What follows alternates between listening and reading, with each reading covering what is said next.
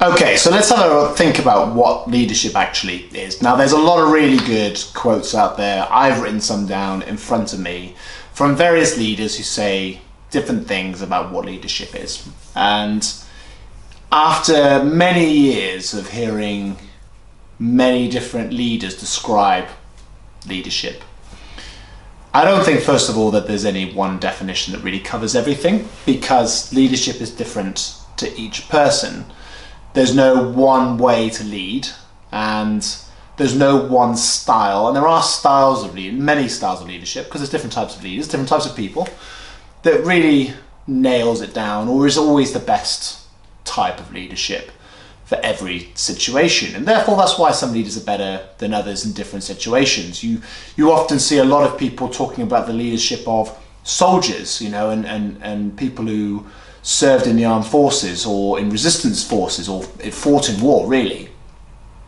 But that's only a form of leadership that we look up to, I think, in many ways, but is useful at that time and doesn't always translate across into other places. But there are some themes, actually, and when I get down to my 10 principles in the next video, we'll see actually how they come together. So let me take you through a couple of quotes. So one of the best quotes I've picked out is from Napoleon Bonaparte, well known as a famous leader in history, and he says, "A leader is a dealer in hope." I really want to think about what that statement actually means there, and of course the most powerful word in there, and there's not many words, I mean just a short sentence, great description for a leader, is hope. And that's sort of one of the ways of which a leader can paint a vision of where they're going to go. It's about helping people understand the direction that they need to take in order to transform where they are now into something else. And I think that's a great principle of leadership. It's about taking people somewhere. I mean, how are you leading if you're not taking people from one place to the next? Another great example is from Theodore Roosevelt, former US president, and he writes, "The best executive is the one who has the sense to pick good men," now of course good women too, "to do what he wants done, or she wants done, and self-restraint enough to keep from meddling with them while they do it." Now this is a really interesting principle here, in that Theodore Roosevelt is not talking about managing people here. He's talking about leading people. What we find all the time is people who get promoted and then they know their old job so well, so what they do is they sit there and they micromanage the people they've brought in who don't know the job as well, and tell them how to do it all the time. That's not leading. That's not leading at all. That's not allowing people to get on with things. There's a principle that the British Army uses called mission command, which is very much that, I'm going to tell you what the objective is, I'm going to tell you what resources you have, and I'm going to tell you when it's got to be done by, but I'm not going to tell you how to do it. And there's a big difference between leadership and management, and micromanagement, and those of you who get micromanaged know it's extraordinarily frustrating. And what Theodore Roosevelt was also saying there, it's hard to step back and allow people to get on with things, because the chances are, on occasion, quite often, they're going to fail. And so allowing failure is a really important part of being a leader. He doesn't talk about it specifically in that sentence, but it's implied in what he says. The next one, as we look ahead into the next century, leaders will be those who empower others, and that's by Bill Gates, who's a very famous industrialist, technologist, business leader, not a military man at all.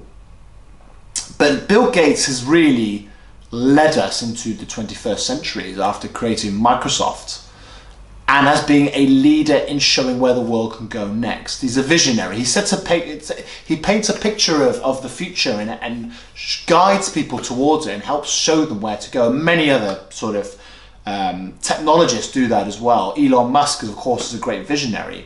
Whether he's as good a leader as Bill Gates is a different question. Jeff Bezos is another example. Those of you who are big Apple fans, there's always Apple fans out there. Steve Jobs, of course, is another one of those people that can build a vision and take people to it. Now, all of them are good people, right? And then we'll separate out what leadership is and whether you have to be a good person to be a good leader later. But what Bill Gates really is talking about is saying, I'm going to empower you to build a future. I'm going to enable you to build the future. There's a big difference between I'm going to build the future for you. I'm going to tell you how to build the future. He's not doing that. He's saying, let's look ahead into the future and empower those who are coming up behind us now, because they're going to be the future leaders. You watching this are going to be the future leaders and have to be empowered to do so.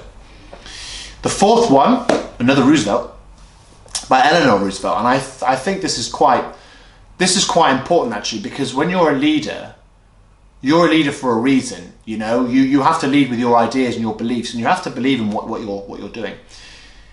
And she says, do what you feel in your heart is to be right, for you will be criticized anyway. Now, you know, not a better example than Theresa May at the moment with Brexit. Now, whether you like Brexit or you don't like Brexit, if you look at what Theresa May is trying to do, what many leaders try and do, is they try to do what's right, what they believe is right. Tony Blair did this with the Iraq War. Now, whether you believe that was the right decision or the wrong decision, I think history shows it probably wasn't the best decision. He believed he was doing at the time what was the right thing to do. Theresa May no doubt believes that as well. And you're going to be criticised for it anyway, and that's one of the great principles you really must keep in mind. People are going to knock you. You've got to do what you believe. Now, I think if you look at what all of them are saying there's a number of really clear principles. Funny enough, they're all of my 10 principles of leadership in the next video. But really what they're saying about a leader is they are talking about empowering people, setting a vision, and leading people. I can't say leader. What's a leader? A leader is someone who leads people. A leader is someone who takes people on that journey. So they're empowered, they have a vision, they know where they're going, they know why they're going there. There's a reason for it, there's a purpose, and that word's of course very important, and it comes out in the next video. So really, what is a leader? I think it's someone who takes you somewhere and inspires you to be there and gives you a reason to go there.